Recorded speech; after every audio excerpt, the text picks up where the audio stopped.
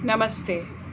मेरा नाम सलमा प्रभु है और मैं एक क्लिनिकल साइकोलॉजिस्ट, करियर काउंसलर और लेखिका हूँ। मैंने 3 किताबें लिखी हैं। उसमें से एक किताब पेरेंटिंग के ऊपर है कि कैसे माता-पिता अपने बच्चों की परवरिश करते हैं, जिससे उन्हें ये खिताब मिलता है कि mom, dad, you are wonderful. ये किताब का टाइटल भी है। आज आप मुझे देख रहे हैं क्योंकि आपके पास अपने बच्चों की फ्यूचर यानी कि व्यवसाय फ्यूचर में क्या उन्होंने करना चाहिए, जिससे उनके और आपके जीवन में हमेशा खुशियाँ फैली रहे। ये प्रोफाइल जो आपके पास है, उनका रिपोर्ट जो आपके पास है, उसको मैं अभी आपको थोड़ा सा एक्सप्लेनेशन करने वाली हूँ ताकि आपको ये रिपोर्ट पढ़ने में बिल्कुल आसानी हो। उससे पहले सबसे पहले ये जानना ज़रूरी है कि हमने ये रिपोर्ट्स बहुत ही मेहनत से और हर बच्चे के जीवन में उसको सही व्यवसाय मिले और खुशियों से पूरा जीवन भरा रहे, यह काम करने के लिए हमने ये बनाया है। हम ये काम पिछले 30 साल से कर रहे हैं और 3.5 से 4 लाख रिपोर्ट हमने बनाए हैं, जिसमें स्टूडेंट्स, अडल्ट्स, कॉरपोरेट में, कंपनीज़ में, इंस्टीट्यूशंस में, एनजीओज़ में, कई जगहों पे हमें बुलाया जाता है या हमें ऑनलाइन काम दिया जाता है ये रिपोर्ट्स करने के लिए और प्रोफाइल बनाने के लिए। कोविड के बाद हम बहुत सारा अपना काम ऑनलाइन ले गए और सिर्फ हिंदुस्तान में नहीं बट विश्व भर में हम अपने काम को लेकर गए और बहुत सारे लोगों ने उसको बहुत ही पसंद किया है। आपके स्कूल के या आपके आसपास के लोगों ने भी बहुत, जो आपके बच्चों के आसपास है, उन्होंने भी बहुत मेहनत की है ये रिपोर्ट को तैयार करने के लिए, तो सबका शुक्रिया था। और पहला जो पेज आप देख रहे हैं, एप्टीट्यूड टेस्ट है। ये एप्टीट्यूड क्या होता है ये पहले जान लेना बहुत ज़रूरी है, क्योंकि कई बार हमें लगता है कि मैथ्स और साइंस में बहुत अच्छे मार्क्स आए हैं तो हमने यही इंजीनियरिंग या साइंस ही लेना चाहिए। लेकिन एप्टीट्यूड के द्वारा ये पता चलता है कि बच्चे के स्कूल के मार्क्स और उसकी एक्चुअली नैसर्गिक कुव्वत क्या है और उसमें कितना अंतर है। कभी कभी ऐसा भी होता है कि हमें ऐसा लगता है कि बच्चे ने यही पढ़ना चाहिए क्योंकि यह व्यवसाय में बहुत पैसा है और बहुत सिक्योरिटी है। लेकिन एप्टीट्यूड से ये पता चलता है कि ये बच्चा यह व्यवसाय जो आप उसके लिए सोच रहे हैं वो कर पाएगा कि नहीं। यह रिपोर्ट और प्रोफाइल लाखों लोगों को जीवन में सही मार्गदर्शन दिया है और हमारी ये कोशिश है कि आपको भी इसका फ़ायदा मिले। आप इसको एक मार्गदर्शन के जैसे इसको यूज़ कर सकते हैं और आपके मन में जो विचार है, जो आपने अपने बच्चों को बचपन से देखा है, वो थोड़ा थोड़ा आपको इसमें भी दिखाई देगा या पूरा भी दिखाई दे सकता है। बहुत सारे पेरेंट्स बोलते हैं कि ये एग्जैक्ट हमारा बच्चा जो है वही है। रिपोर्ट वैसा बनता है जब बच्चा पूरी तरह से कंसंट्रेट करके, उसको रीडिंग राइटिंग कोई डिफ़िकल्टी ना हो और वो पूरी तरह से मन लगा के उन्होंने ये असेसमेंट किया है। हमारी भी पूरी कोशिश रहती है कि वो पूरे अच्छे से ये रिपोर्ट करें। तो एप्टीट्यूड नैसर्गिक कुव्वत है जो हम लेके जन्म लेते हैं, हमारे अंदर वो होता है और इस टेस्ट के द्वारा वो पूरा नंबर्स में और स्टैटिस्टिकल एनालिसिस एक टेबल के फॉर्मेट में आपके सामने है। जनरल एप्टीट्यूड मतलब बच्चे को रीडिंग करना कितना अच्छा लगता है, उसको पढ़ना अच्छा लगता है या नहीं, उसको पढ़ के नॉलेज एक्वायर करना अच्छा लगता है या नहीं। जब रीडिंग अच्छा होता है तो बच्चे की वोकैबुलरी अच्छी होती है, जो है वर्बल एप्टीट्यूड। वोकैब्युलरी के बहुत हमें ज़रूरत पड़ती है, क्योंकि जब भी हम अपनी एग्ज़ाम लिखते हैं या पढ़ाई करते हैं या किसी के साथ बात करते हैं तो वोकैब्युलरी एक बहुत ही इम्पॉर्टेंट है, और वो भी इंग्लिश वोकैब्युलरी, क्योंकि हम इंग्लिश में पढ़ाई करते हैं। हमें अपनी मातृभाषा भी अच्छे से आनी चाहिए, वो बहुत ज़रूरी है, पर हम अगर पढ़ाई इंग्लिश में करते हैं तो हमें उसकी भी मास्टरी कर लेनी चाहिए। जब रीडिंग अच्छा होता है तो वोकैब्युलरी अच्छी होती है। रीडिंग वोकैब्युलरी अच्छा होता है तो आप मानेंगे क्या कि उसका असर मैथ्स, साइंस और बाकी सारे सब्जेक्ट्स पे पड़ता है। हिस्ट्री, ज्योग्राफी, जो भी आप ले लें, हमारी रीडिंग का और वोकैब्युलरी का और असर उस पे पड़ता है, क्योंकि रीडिंग वोकैब्युलरी के साथ जुड़ा होता है कॉम्प्रिहेंशन। कॉम्प्रिहेंशन मतलब कोई भी शब्दों को, सेंटेंसेस को पढ़ के, वाक्यों को पढ़ के उसको समझने की शक्ति, उसको अपने ब्रेन में प्रोसेस करके उसको याद रखना, उसको समझ जाना, और जब जब ज़रूरी है उसको बाहर निकालना, ये होता है कॉम्प्रिहेंशन। और इसका असर मैथ्स पर पड़ता है। जैसे हमने मेंटल मैथ्स का टेस्ट लिया और हमने मैथ्स विद कॉम्प्रिहेंशन का भी टेस्ट लिया, तो मेंटल मैथ्स हो जाता है, आप मानिए 9 गुना 3 करें तो आंसर 27 आ जाता है, वो मेंटल मैथ्स है। लेकिन अगर कॉम्प्रिहेंशन के साथ मैथ्स करे तो एक आदमी अगर 4 घंटे में इतना काम कर सकता है तो वो 12 घंटे में कितना काम करेगा, वगैरह वगैरह। तो ये कॉम्प्रिहेंशन होता है जहाँ वाक्य होते हैं, और जिन बच्चों को कॉम्प्रिहेंशन में और रीडिंग में डिफ़िकल्टी होती है, यहाँ पे या तो उनकी स्पीड कम हो जाती है या वो गलतियाँ करते हैं।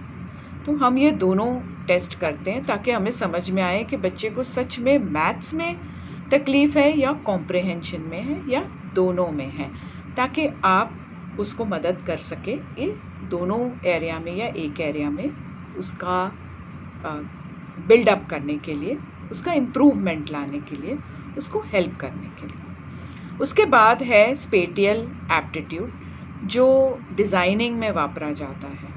अगर कोई बच्चे को हम एक बॉक्स दिखाएं और वो उसको बोलते हैं कि ये क्यूब है, तो ये बच्चे का स्पेटियल एप्टीट्यूड मतलब 2 और 3 डायमेंशन में देखने की शक्ति बहुत अच्छी है। फॉर्म परसेप्शन होता है डिज़ाइन के अंदर डिटेलिंग देखना, जैसे आर्किटेक्चर में, इंटीरियर डिज़ाइन में, फैशन डिज़ाइन में, टेक्सटाइल डिज़ाइन में, ग्राफिक्स एंड एनिमेशन, एडवर्टाइजिंग में, ये सब जितने भी डिज़ाइनिंग के करियर्स हैं उसमें फॉर्म परसेप्शन अच्छा होना चाहिए। तब बच्चा नेचुरली वहाँ पे एंजॉय करता है, पढ़ाई करना भी एंजॉय करता है, और उसके मार्क्स भी अच्छे आते हैं, और उसके व्यवसाय में भी अगर डिज़ाइनिंग का भाग है तो उसको बहुत अच्छा लगता है, इंटरेस्ट रहता है, एंजॉय करते हैं। उसके बाद है क्लरिकल परसेप्शन, मतलब कितनी बारीकी से हर चीज़ को देखना, समझना, चेक करना, रीचेक करना। हम एग्ज़ाम से पहले हमेशा अपने बच्चों से कहते हैं कि चेक रीचेक करो, अपना पेपर समय पर ख़त्म करो और थोड़ा समय रखो और चेक रीचेक करो। कुछ बच्चे हैं जिनको कहना नहीं पड़ता है, और कुछ बच्चे कहने के बावजूद भी नहीं कर पाते हैं।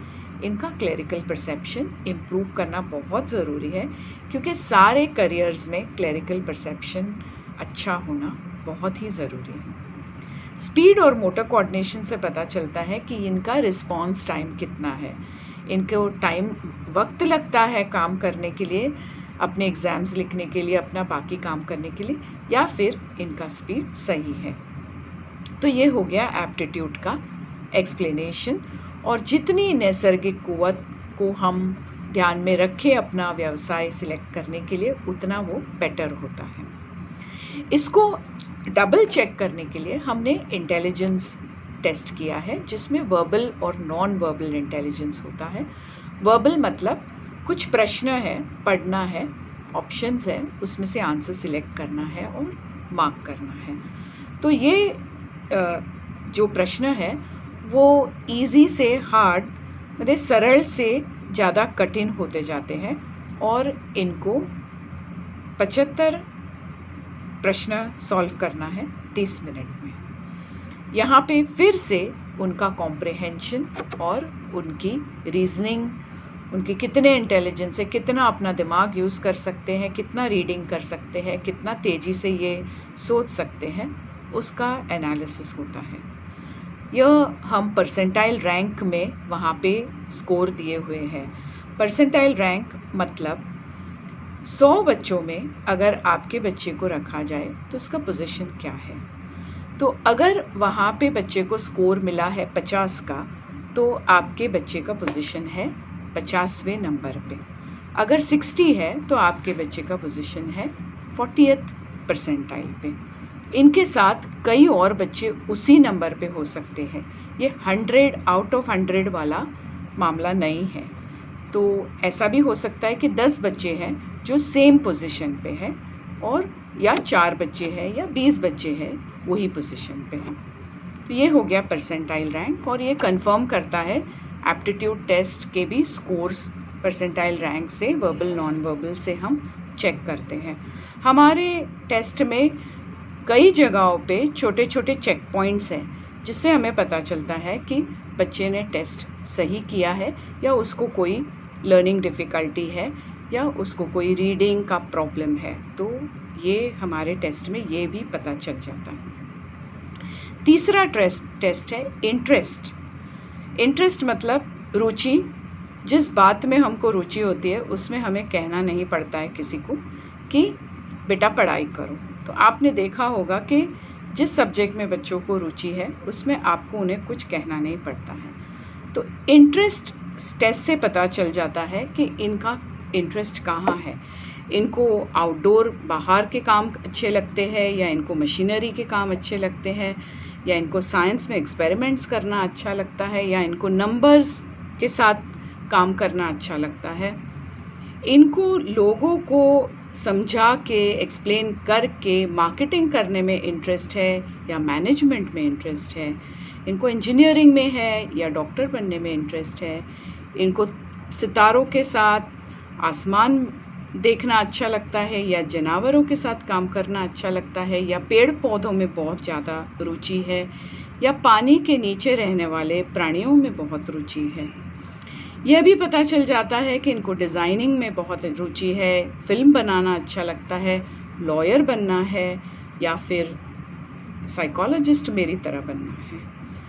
कई बच्चों को टीचिंग करना होता है, कई बच्चों को घूमना होता है, कई बच्चों को दूसरों की मदद करने में बहुत ज़्यादा अच्छा लगता है। तो ये सारे इंटरेस्ट जो है आप देख रहे होंगे कि जहाँ पे भी वो 75 से ज़्यादा क्रॉस करते हैं वो ये बच्चों का इंटरेस्ट है। यहाँ पे ध्यान दीजिए, ये ग्राफ उनकी काबिलियत का नहीं है, उनकी रुचि का है। किस चीज़ में ये ज़्यादा रुचि रखते हैं। और ये बहुत ज़रूरी है, क्योंकि 40 साल के बाद भी इंसान अगर उसको रुचि है तो उसको काम नहीं लगता है, उसको मंडे मॉर्निंग में उठ के काम पर जाना मज़ा आता है। तो यह ग्राफ को बहुत ही अच्छे से ध्यान में रखना ज़रूरी है। यह ग्राफ के ऊपर और एक लाइन है वेरिफिकेशन स्कोर। वेरिफिकेशन स्कोर मतलब बच्चे ने टेस्ट सही प्रकार से दी है, सही इंटरेस्ट से दी है। तो अगर वेरिफिकेशन स्कोर 25 से नीचे है तो बच्चे को या तो रीडिंग डिफ़िकल्टी है, कॉम्प्रिहेंशन डिफ़िकल्टी है, या फिर बच्चे ने मन लगा के ये टेस्ट नहीं दी है। मैं हमेशा मजाक करती हूँ कि इंटरेस्ट टेस्ट आपने शायद इंटरेस्ट से नहीं की है। तो ये बहुत इम्पॉर्टेंट टेस्ट है, बहुत ज़रूरी है हमारे मार्गदर्शन देने के लिए, और आपके बच्चों के लिए ये बहुत ही ज़रूरी है कि ये टेस्ट वो बराबर से दी गई हो। इंटरेस्ट पता चलता है, उसके बाद हम चेक करते हैं पर्सनैलिटी। पर्सनैलिटी के स्कोर्स, एक कट ऑफ स्कोर है और एक बच्चों के स्कोर्स हैं। कट ऑफ स्कोर से बच्चों के स्कोर कम होना चाहिए, तब जाके वो पर्सनैलिटी सही ग्रुप में बैठती है। हमने चेक किया है कि ये घर में खुश हैं, इनकी हेल्थ कैसी है, इनका कॉन्फिडेंस लेवल, आत्मविश्वास कितना अच्छा है, और ये कितना अपने आप को संभाल सकते हैं। जैसे बहुत जल्दी रोना आ जाता है, या बहुत जल्दी गुस्सा आ जाता है, या ये बहुत जल्दी चिढ़ जाते हैं, या इनके अंदर बहुत सारे डर भरे हुए हैं। तो ये 4 एरिया के स्कोर कम अगर है तो बहुत ही अच्छी पर्सनालिटी है। कहीं पे भी स्कोर ज़्यादा है तो थोड़े से प्रॉब्लम्स है, और हमारे अगले सेशन में उसके सारे प्रॉब्लम्स के मैं आपको थोड़े थोड़े नुस्खे दूंगी, जो आप अपने बच्चों के साथ करेंगे तो आपको बहुत सारा फ़ायदा होगा।